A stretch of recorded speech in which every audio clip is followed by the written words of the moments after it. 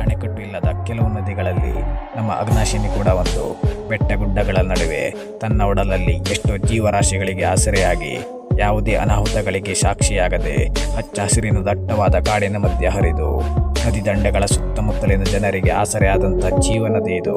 ಆದರೆ ಪ್ರಕೃತಿಗೆ ವಿರುದ್ಧವಾದ ಮಾನವನ ಕೆಲವು ಯೋಜನೆಗಳು ಇಂತಹ ನದಿಗಳಿಗೆ ಕಂಟಕವಾಗಿದೆ. ಕುಡಿಯುವ ನೀರಿನ ಹೆಸರಲ್ಲಿ ನಮ್ಮ ಅಘನಾಶಿನಿ ನದಿಯನ್ನ ವೇದಾವತಿ ನದಿಗೆ ಜೋಡಣೆ ಮಾಡುವ ಯೋಜನೆ ಸರ್ಕಾರದಾಗಿದೆ. ಈ ಯೋಜನೆಯಿಂದಾಗಿ ಅಪಾರ ಪ್ರಮಾಣದ ಸಸ್ಯ ಸಂಕುಲ ನಾಶವಾಗುತ್ತೆ. ಸುತ್ತಮುತ್ತಲಿನ ಜನ ಊರು ತೆರೆಯುವಂತಾಗುತ್ತೆ. ಈ ಯೋಜನೆಯನ್ನ ಸ್ಥಗಿತಗೊಳಿಸೋಕೆ ಮನವಿ ಮಾಡೋದು ನಮ್ಮ ನಿಮ್ಮೆಲ್ಲರ ಕರ್ತವ್ಯವಾಗಿದೆ. ನಾವೆಲ್ಲ ಸೇರಿ ನಮ್ಮ ಅಘನಾಶಿನಿ ನದಿಯನ್ನ ಉಳಿಸಿಕೊಳ್ಳೋಕೆ ಹೋರಾಡೋಣ. ಒಂದು ಉಗ್ರ ಹೋರಾಟ ಉಂಟು.